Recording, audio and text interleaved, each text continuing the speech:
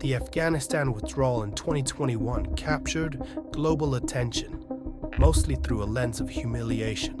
After a decades-long war, you can fill an endless news cycle with all the wrong decisions that led up to those final weeks. Did the White House botch its pullout? Was it really a debacle like many critics say? Like always, the official story? Don't fall for it. Let's get deep.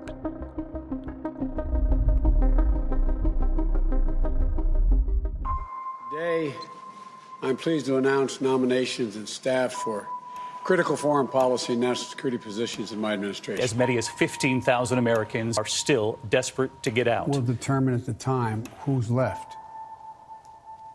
And if there are American forces, if there's American citizens left, we're going to stay till we get them all out. Top generals testifying today on Capitol Hill and directly contradicting a key claim made by the commander-in-chief. They are touted as the most diverse administration in history, though they all manage to have something in common. From top to bottom, Joe Biden's cabinet is filled with scandal, in a sense of incompetence. Another thing they have in common, none take accountability. So much for diversity. Watch them. I stand squarely behind my decision. What idiot would believe it is smart to remove the military force and leave the diplomats behind? Again, Congressman, pursuant to the agreement that had been reached by the previous administration, we were to withdraw. So you're not all going to of our answer the forces question. for, Par for the course with you. Do you have regrets about their withdrawal or how the withdrawal occurred from Afghanistan that cost the lives of 13 of our service members? I don't have any regrets. You don't have any regrets. Secretary Austin, it's very telling. Hey, listen, our troops evacuated 124,000 people off of that airfield. Has anyone been held accountable?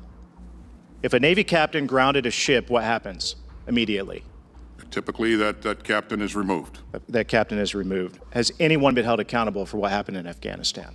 To my knowledge, no. Stunning admission from the Pentagon that a drone strike in Kabul during those chaotic evacuations from Afghanistan hit civilians instead of ISIS-K members. In the days after, military officials defending the move. The procedures were correctly followed.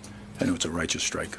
Pentagon officials now calling a U.S. missile strike in Kabul a terrible mistake, concluding it left 7 innocent children and 3 innocent adults dead. So you don't think this could have been handled? This actually could have been handled better in any way? No mistakes? No, I don't think it could have been handled in a way that we're going to go back in hindsight and look, but the idea that somehow there's a way to have gotten out without chaos ensuing, I don't know how that happens. I don't know how that happened. So for you, that was always priced into the decision? Yes. No nation has ever done anything like it in all of history. Only the United States had the capacity and the will and ability to do it, and we did it today.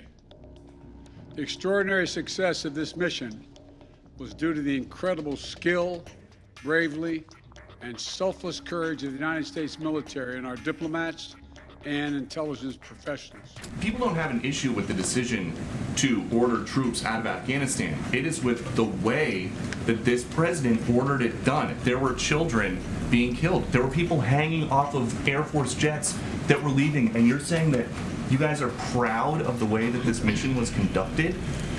Doesn't mean of that? Proud of the fact that we got more than 124,000 people safely out of Afghanistan? You bet. Proud of the fact that American troops were able to seize control of a defunct airport and get it operational in 48 hours? You bet.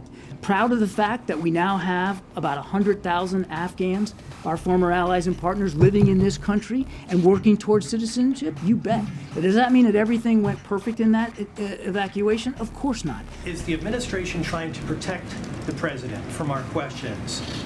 Please answer Absolutely that question. not. Absolutely not. So why the lack of any interaction in a formal setting to have a press conference? I mean, the president takes shouted questions. I understand, John. I understand. I understand. I've dealt with this question about 3 times already. I understand. It is the job of you all to ask this question to me. Totally get that, and that's not.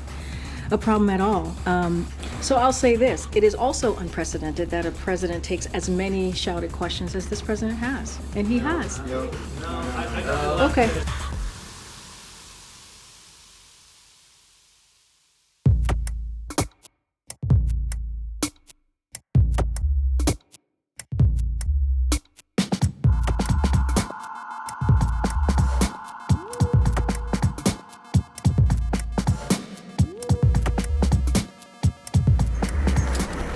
Courtesy of Uncle Sam, American supplied armor, now riding under Taliban colors.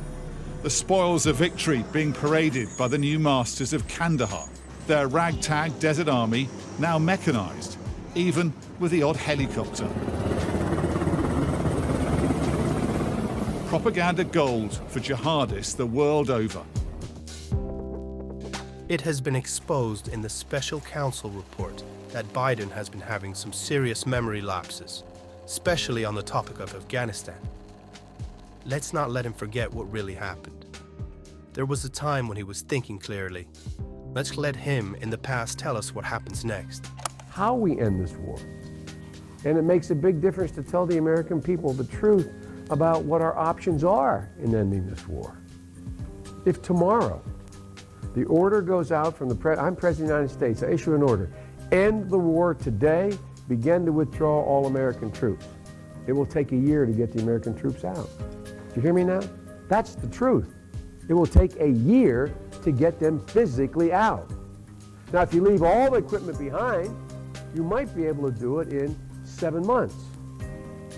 And you leave those billions of dollars of weapons behind, I promise they're going to be used against your grandchild and mine someday. Remember, the official story. Don't fall for it. What official story will we get into next? Subscribe to find out.